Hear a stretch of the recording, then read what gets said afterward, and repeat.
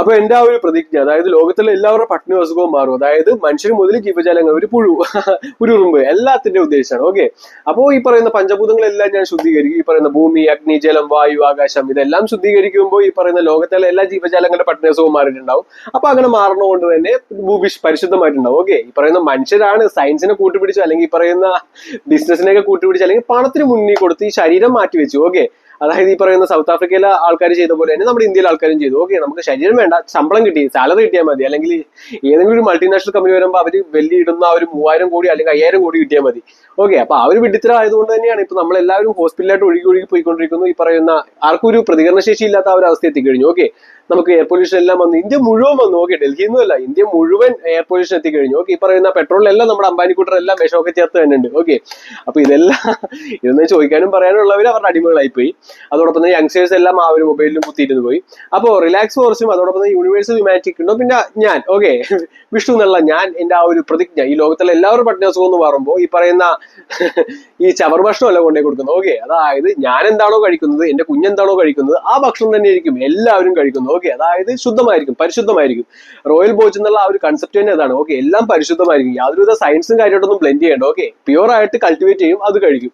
അപ്പൊ അങ്ങനെ വരുമ്പോൾ നമ്മുടെ ബയോമാക്സും പെർഫെക്റ്റ് ആവും, നമ്മുടെ ശരീരം ഉള്ള് പെർഫെക്റ്റ് ആവും. ഓക്കെ, യാതൊരു പ്രശ്നം ഉണ്ടാവില്ല.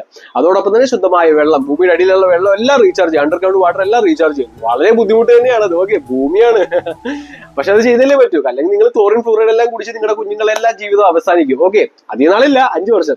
അപ്പൊ അതിനുള്ള എനിക്ക് ചെയ്തെടുക്കണം. അപ്പൊ ഇതിനുള്ള എല്ലാവിധ പദ്ധതികളും എനിക്കുണ്ട്. കാരണം ഈ ഭൂമിനെ കുറിച്ച് കംപ്ലീറ്റ് ചെയ്യാൻ പഠിച്ചിട്ടുണ്ട്. ഓക്കെ, അതായത് ഈ ഭൂമി, നിങ്ങളെ സംബന്ധിച്ച് ഭൂമി എന്ന് പറയുന്നത് നിങ്ങൾ ജസ്റ്റ് ഒന്ന് വരുന്നു, നിങ്ങൾ എവിടെ വേസ്റ്റ് ഒക്കെ ഇട്ടിട്ട് പോകുന്നു, മരിച്ചു പോകുന്നു. പക്ഷെ എന്നെ സംബന്ധിച്ച് ഭൂമി എന്ന് പറയുന്നത് എന്റെ ഒരു പ്രാണം തന്നെയാണ്. ഓക്കെ, എന്റെ ഒരു പ്രിയപ്പെട്ട വസ്തു തന്നെയാണ്.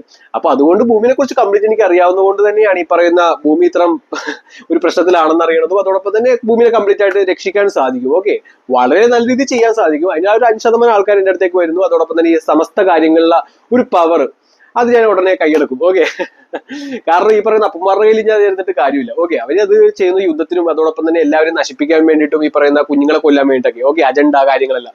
അപ്പൊ അതൊന്നും വേണ്ട.